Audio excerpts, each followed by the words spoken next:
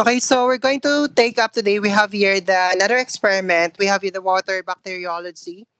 Okay, so this topic could be simply your water analysis for identification of your coliform. We try to infect our water system. So the coliform we're talking about are your gram-negative bacilli, which are your Enterobacteriaceae. Example for that is in the form of your Escherichia coli.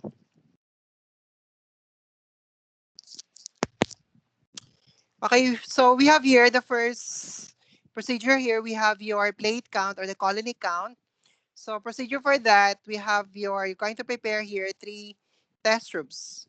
Label that one, or going to prepare here your serial dilution, primarily by preparing 3 test tubes labeled as having 1:10 dilution, 1:1000 dilution, and we have also 1:10, 1:100, and we have also here 1:1000 dilution.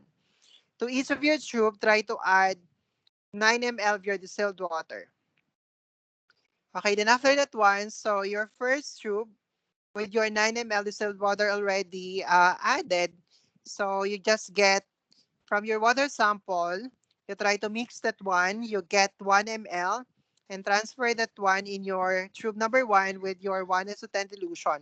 Since you have 1 ml of your water sample and 9 ml of distilled water, that gives you a 1:10 dilution. So all you need to do is just mix that one. After mixing that one, okay, try to get, okay, 1 ml. Try to transfer 1 ml from your tube number 1. You transfer it to your tube number 2, containing already the 9 ml of your distilled water. That's another 1:10. Ang regarding sa 1:10, then you have another 1:10. Okay, 10 times 10, that gives already you a 1:100 na dilution. Then try to mix your second tube. That's already 1:100 dilution. Mix that one. Get 1 ml of your sample into your tube number 2 and transfer that one to your tube number 3 containing the 9 ml of your distilled water. Okay, that's give you another 1:10 na dilution. Since 1:10 yan, galing siya sa 1:100, that's 100 times 10, that gives you a 1:1000 dilution. And therefore, the tube number 1 is 1:10, tube number 2 is 1:100, and tube number 3 is 1:1000 na dilution. Then after that one, allow this bacterial inoculum here to grow in your nutrient agar. You prepare 3 nutrient agar. You label that one as 1:10, 1:100, and 1:1000. All you need to do here is just transfer 1 ml to each of your prepared na tube kanina. Okay, 1:10, 1:1000. Get 1 ml each of that one and try to put that one in the respective na plate labeled with 1:10, 1:100, and 1:1000. And after that one, try to incubate your plate at 37 degrees Celsius for 24 to 48 hours. And try to perform thereafter here the colony count. The colony count is eventually you count the colony grown in each of your plate. You can count that one through your colony counter. Okay, and then you try to compute here for the colony count by multiplying the number of the colonies grown in each of your plate.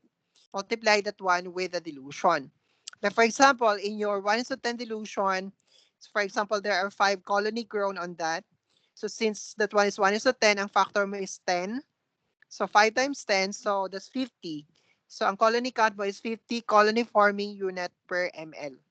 On the other hand, for example, if merong 10 na nag-grow sa 1:100, our factor for that is 100 for that dilution. So 10 times 100, so 1,000 colony forming unit per ml. That become your colony count.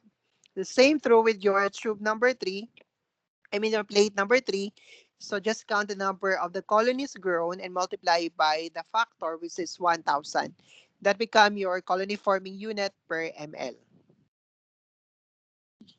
Okay, then we have also here identification of the coliform through the gas formation. Okay, so for this procedure, so just need to prepare here 3 lactose broth. Okay, and then try to add, try to label your tube in as zero point 0.1, 1, and 10 ml. So with your 3 nut lactose broth, you add, in the first tube, you add zero point 0.1 ml of your undiluted na sample or coming from your water sample. Tube number 2, you add 1 ml of your water sample. Tube number 3, try to add here 10 ml of your water sample. And try to put Dornham tube at the bottom. Pag ganun siya, try to invert that one. Hindi pa ganun ha, na ang opening niya ay in upward position but rather pababa dapat.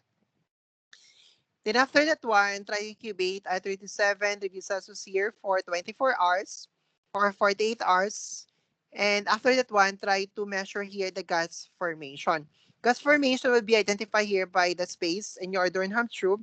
You can compute that one in terms of the percentage by measuring ang height ng ating space versus here the height of your pinaka-height ng ating Dornham tube and times 100, that become here the percentage of your gas formation.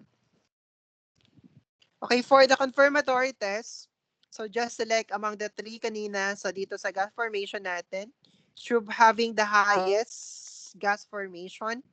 So that become your sample for the next test here for the confirmatory test. Okay, so for this one, you get a sample here. So by use of your inoculating loop, kukuha ka doon sa tube na may highest gas formation and try to streak that one with your EMB or even your McConkey agar. Perform here the quadrant streaking. Okay, and then try to incubate at 37 degrees Celsius for 24 to 48 hours. And we are expecting that the quadrant 4 would have the isolated na colony. And from there, you pick your isolated na colony, and then you can perform further your biochemical reaction that will further identify your coliform. In the case, for example, what is being grown here, for example, is your coliform na Escherichia coli. If you try to grow that one in your EMB using methylene blue agar, expect that one to have a very distinct na colony characteristic in the form of your greenish metallic sheen. Then again, you can perform biochemical reaction, anti-susceptibility testing, and all for that, for identification. Okay, that's for our bacterial or water bacteriology, or you call this one as your water analysis. Okay, thank you.